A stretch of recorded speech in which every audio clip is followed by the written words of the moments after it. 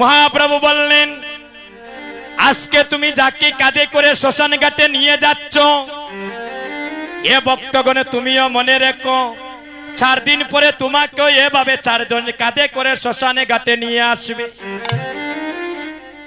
আয় রে মানব জনম আমার বিপলে গেল, এমনে বচনে যজ্ঞ দেহ পাইয়া একদিন গৌরী মনির সাথে মনে মনির সম্পর্ক হলো না। শিশুকালে চলে গেল মায়ের কুলে হেলিয়া দুলিয়া, যৌবন কালে চলে গেল বন্ধুদের সাথে রঙ্গ তামাশা করিয়া, আরে বৃদ্ধ বয়সের সময়টা চলে গেল আমার জরাজীর্ণ অসুস্থ দেহ নিয়া।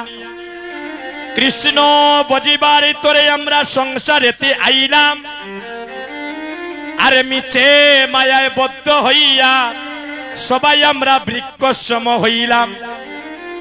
এমন মানব জনম আর হবে না রে ভাই, 84 লক্ষ জুনি ভ্রমণ করিয়া